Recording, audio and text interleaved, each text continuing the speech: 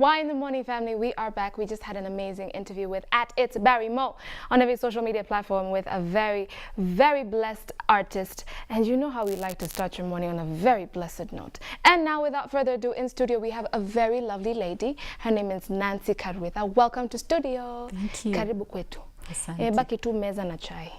Tutachungulia story baadaye. Nashukuru. You look very lovely. Thank you. How are you feeling today? I'm feeling wonderful. A bit anxious. Don't be! Oh my goodness, this is just a conversation between two people. Yes. And it just happens to be live, but it's okay. We'll just work it over here, yeah? Yeah. All right, today we're talking about purpose. Tell us about that. Purpose. Yes. Purpose. What is purpose? Purpose in life? Yes. Like I feel like it's some high divine calling. If you ask me what my purpose is today, I'd feel like I need to draw a map or think of something that only Valentine can do. Is that something? Yes. Yeah? To some extent, yes. Uh-huh. Because every one of us has a purpose, and your purpose doesn't have to be my purpose. So it's up to you and me to find our own individual purposes in life. Yeah. How do I get to find my purpose? What questions should I be asking myself as an individual? The question you should be asking yourself first would be, who am I? Because once you know who you are, it will be easy for you to know what your purpose is. Okay. That calls for what we call self-awareness. You look into yourself, know your strengths, your weaknesses, whatever resources you have that are uniquely yours, because we are all unique. None of us is the same. Okay. So once you get to know who you really are, the authentic you, the actual, the real you, you'll be able to know, I'm good in this, I'm good in that, I can do this, this makes me feel fulfilled. Because purpose is what makes you fulfilled as a human being. Yeah. And I think it's very important to be honest with yourself. Yes. You want to be a doctor, but you know there's something about you and chemistry that is not going well. You're fighting with biology like this. So it's for just being honest with myself. Okay, I have limitations, and these are it. I have areas in which I prosper without I don't even try very hard, and I do it quite well. But now, where do friends come in, or people from outside? How do they influence what I feel my purpose is, or how I find my purpose? The people around you influencing this, actually they are the ones who even aid you in knowing what your purpose is in life. Because I believe personally, purpose in life should impart where you are positively. Well, oftentimes we impart negatively. But a purpose in life should be able to impact on the people around you. These are the people who will actually aid you in knowing what is my purpose. Like, for example, if you are in a community and you find yourself doing this, you know, we call them small things about with people, for people. And sometimes you get feedback. Say, oh, Val, you're so good in this. You really helped me here. Or you made a difference here. So in that way, they are helping you actually realize, oh, I may be doing this, I'm not even aware I'm doing it, but it is impacting on somebody else. And that way, if you are now in touch with yourself, it's when you start realizing, oh, if I do this, and I'm happy about it, then this could actually be what I would want to do in life. Because like you mentioned being a doctor, you may be very good even in biology, and you desire maybe to be that doctor. But then probably you're doing it, or you're desiring to be, because somebody else, a friend, or a neighbor, or even your brother or your sister, or your parents who are doctors. And you don't feel so passionate about it. You're doing it because others are doing it, or because you have told you that you can be a good doctor because you're good in biology or in sciences. But that may not be your purpose. Your purpose could be maybe working with children. It would have nothing to do with being a doctor. But there's that in you that when you're working with children, you feel, wow, I'm fulfilled. Yeah. Can purpose change? Like today my purpose is to go forth and just hang around orphan children and give them encouragement, or maybe help them in whatever capacity I can, whether it's financially or just, you know, support them, mentor them, etc. Can my purpose change 5 years from now? I wouldn't say it would change, but it would, you know, kind of graduate in something else. Usually with purpose, you find there's a string that, you know, from there where it came from, there's a continuous string. You may be working with children today, 5 years from now, you'll be working with maybe even the aged. So your purpose will be probably working with people. You began with the children, and you find yourself transiting, you know, as you move on. Okay. The string does not disconnect. What but happens? the circumstances may change. But still that desire to work with people may still be there. And it will be seen in your whole life. To be always, if you follow people who have, you know, the people who have, we know in history, or even the current people who are living today, for most of their lives, you find there's something that is so consistent about what they do in life. The circumstances may change, situations may change, but that desire, that string doesn't get disconnected. Yeah. Okay, just one last question, because now I feel very close to this topic, because I had a friend's big sister, her older sister, went ahead and she went to Canada actually to do engineering, and she aced it, came back with some type of honors, came home and became a chef. What happened? Did her purpose change, or did she just really like to study this, then she came? I mean, the dynamics are so different from engineering to now, you know, culinary type of situation. Is that like a purpose shift, or maybe alikuwa ameenda kujitafuta? She went to find herself there. I wouldn't call that a purpose shift. Probably from when she was little, her desire was always to be a chef. But then come this career. So she trained to be an engineer. But now she's finding fulfillment in what she always desired, probably when she was little. And it happens. Personally, if eventually have transited into who I am today, I worked as an insurer. I left insurance. I went into business, the most unlikely kind of business. But deep in me, I always wanted to be, to help people. Even when I was little, I decided to be a nurse. Yeah, to work with people. And I finished with employment. I went to do self-employment, and now I'm doing counseling psychology, working with people, helping people. So the purpose does not change. We distinguish between career, because sometimes we are forced by circumstances to train for a particular job, because we need to survive. We need to work. We need to provide for ourselves. But deep inside us, there's that desire. If I did this, this is what would make my life. You know, in a few years I've achieved something. So whatever else we do around us to live, maybe just that, to live. But given a chance, we go back to what we really are meant to be. That's deep. For example, now slide in social media. We have the Facebook, we have the Twitter, the Instagram. This is the culprit is the Instagram. We call it the gram. So there we are, taking selfies of our lives, smiling, so that people can double tap. Because of course you get gratification when people, you know, enjoy what you're posting. But here is Valentine, who is at a certain level in her life, or with her passion, or at her career, and she's looking up to someone, and all the things they're doing are the things that I dream of doing. Like, I'm sitting here dreaming, imagining of having such resources in my life. Someone has already gone forth from dreaming to actualizing it, to now, hey, just now watch. So I'm here as Valentine or as the mere common layman, and I'm trying to figure out, why is their life better than mine? Okay, now I'll never make it. Oh my gosh, I'll have to struggle for so many years. Will I ever do this? In such doubt, in such fears. How do we deal with this pressure that social media brings? Comparing yourself with others. It's horrible. And I can personally attest to falling victim to, Wow. to it. Yeah.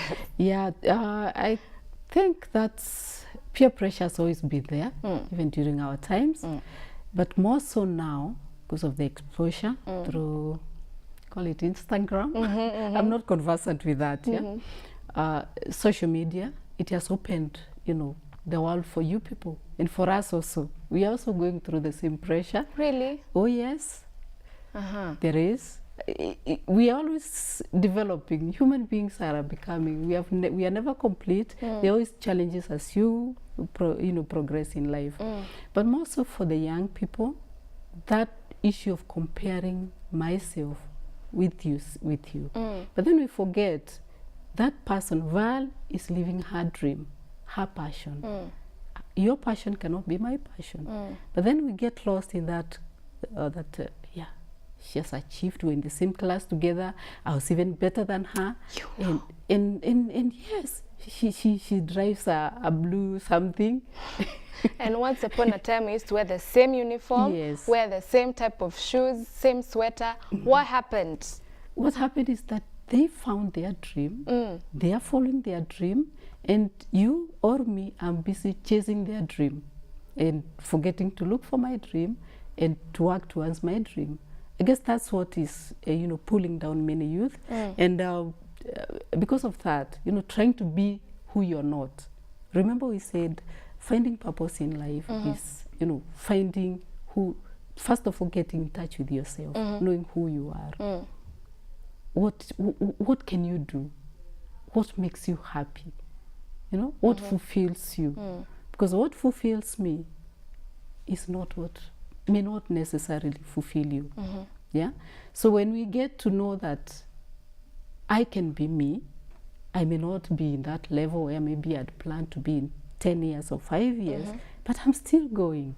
I'm very glad you mentioned that, because now come in purpose, come in identifying what you feel you're called to do, and then you set a time for yourself and you sit down and write a plan. Okay, at age 28, I'll have a family, 3 children. At age 26, let's say we'll have our masters, so that now we'll be married by 26 and a half and things like that. And then life intervenes. It tells you, okay, now do this, just relax, just sit and wait. And now I am disappointed in myself. It's nothing that no one told me, you should do this, you should do that. I said, no, I just put such high standards, and especially for overachievers. Again, I'm very, very guilty of being an overachiever. So I set my goals quite high. And then I failed to meet them, and now I am frustrated within myself. And sometimes it might even, spill over to someone else. You come say hi, I'm like, what do you want? Because I haven't achieved my goal. I know my purpose. I can see it. I can see it materializing, but it seems so close yet so far away. So how do we deal with such, frustrations? Setting high standards is quite good.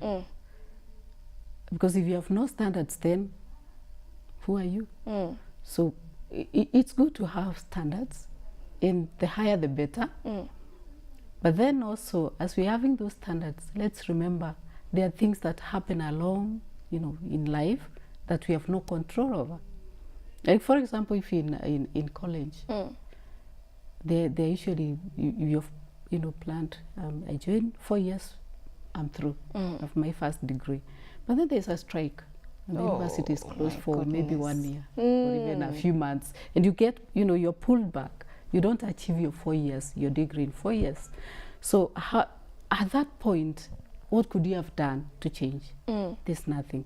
So when we put those standards, then we should also allow for life. Life happens. It does. Life happens.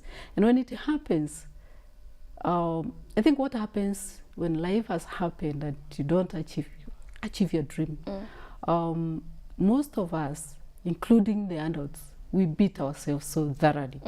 We blame ourselves. We don't even allow us to make mistakes. And that is where the youth now become very frustrated. That not giving room for mistakes becomes a cause of frustration, a cause of, you know, anger towards myself, because I did not achieve. I said this that I was not able to achieve. So we become a very tough referee to ourselves. And the process, instead of moving on and getting, you know, still continuing without towards our goal and our achievement, we become now, we stagnant or we are derailed from achieving. Because we spend so much energy beating ourselves and comparing ourselves. Okay. That so and so achieved, why wasn't I able to achieve? You know? So we get stuck there instead of, okay, dusting ourselves and saying, okay, fine, I slipped, or some life happened, I was not able to complete in 4 years, I was not able to achieve this, but I still have to achieve. So we need to keep the goal still in sight. We don't get stuck here. We still, yes, the goal is still there. Doesn't matter how long it takes, but we make a steady progress towards it. That's very deep. That is very, very deep. All right. How would you empower the youth? Because being young is also always, almost always associated with foolishness. You know, let's be young and foolish. There's a saying called YOLO. YOLO is you only live once, and you know, there are very many certain types of behaviors associated with the YOLO. But basically, where do we find this wisdom? That because I want to achieve I want to know, at least get to know my purpose when I am young and strive to it from my youth. I don't want to reach a point where, you know, I have barely time in life left. I have barely enough energy to get going. But, you know, my funds have increased. Let's assume there's a certain type of dynamic that's going on. How do I focus? How do I find it in me to focus on my purpose without peer pressure for, oh my gosh, we're teenagers, we're supposed to act like this, or we've just hit our 20s, between 20 and 25, college years, you're not supposed to take life seriously at all, just live life as it... Help us. How do we focus on our purpose? How you focus on your purpose? I'll want to begin from when we are little. We are born into a family, the people who are around us, instilling values, skills, life skills, and basically what you build onto now when you get to maybe even adolescence is what you have learned from when you were little. The things you picked from your significant others, your parents, the guardians around you, the school, the kindergarten school. Because I believe most of us can even remember the songs we sang in kindergarten. And the values the teacher instilled in us at that point, the empowerment we got that it is possible to tie my shoelace even when I cannot. I'm struggling with it and the teacher keeps on encouraging me. So if you you know, have got that from the very beginning, it's from there you start now building. When the pressure from the adolescents, your friends come in, you're able to say, maybe my mother would say, if I did this, it was wrong. If I did this, I would achieve. So you build from there. And you're able to see from that wisdom you gained when you're growing up, you're able to see what is going to enhance you and what is not. Granted, peer pressure is very strong. It has always been. So it needs a support system also of the people, you know, your family, the friends around you that share the same maybe vision, not necessarily the same purpose, but the vision to achieve each individual's purpose. If you surround yourself with such people, then you're able to overcome most of what is negative. Once in a while, yes, you'll fall for it. But if you really know yourself and you really have that support system, you'll be able to overcome. Okay. You sleep, yes, but you'll not remain there. As you grow, you get into the maybe colleges. That is where peer pressure is tough. And I think the society has kind of put into, you know, stratified, something like that. That when you're in this age, you behave like this. Okay. When in this age, you behave like this. But I believe you don't have to behave the way that is expected of you at that point. You can dare to behave differently. If you, and only then, you do that when you know yourself. That yes, I'm confident, I'm comfortable with myself, I can dare to be different. And if you can dare to be different, then you can be sure you'll achieve or you get your purpose and you'll be able to be who you are. Because when you dare to be different, you're daring to be yourself. You're daring to be defined as you, not as us. Because there's that group, you see, mob psychology. Mob psychology, yes, that people of this age behave like this.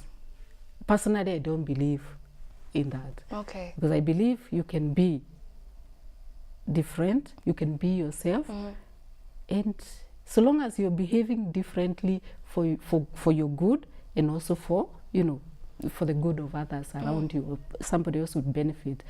One thing I wouldn't, say I would dare to be different is to be different in a self-destructive manner. Ah, okay. Because, being different, I can choose to be different in a self-destructive manner, which does not help me, does not help anybody else. But if I'm behaving differently, I'm daring to be different, then I can be different for the good of myself and for the good of the others. Very, very deep. As you guys, you only heard it first. Why in the morning? It's not first, but why in the morning?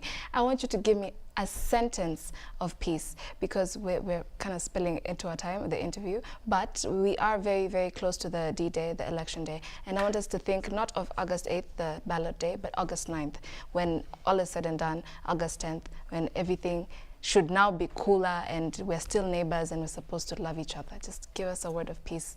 The word of peace, before I even give the word of peace, I'll tell you, for me, there is Kenya after 8th. I've even planned something very special for me on 9th. When most people are not talking about 9th, they are talking about 8th. I'm talking about 9th because I know Kenya is bigger than me. Elections come and go. But a word for the youth. The youth should know that they are the future. The youth, you're the future. And if you're the future, then you have a right and a duty to protect your future. And your future is in Kenya. And so, do not allow yourselves to be used. You have a lot of energy. You have a lot of good things. And those things should not be used negatively. Actually, you should be used to build a tomorrow for Kenya. In a peaceful way. Don't allow people to buy your vote. Don't allow people to buy your strength, to destroy your brother and your sister. Don't allow people, whoever it is, to buy and misuse what God has given you for Kenya. Thank you. If that isn't depth, guys, I do not know what is. It has been a fantastic time in studio with Miss Nancy. She's given us very, very deep words, and I insist deep because August 9th, not August 8th. Yes, go vote. Usipige jirani, ende upige kura. Tupatane kwa debe na tupatane poa, yes. Meanwhile, we will be back with more of Why in the Morning.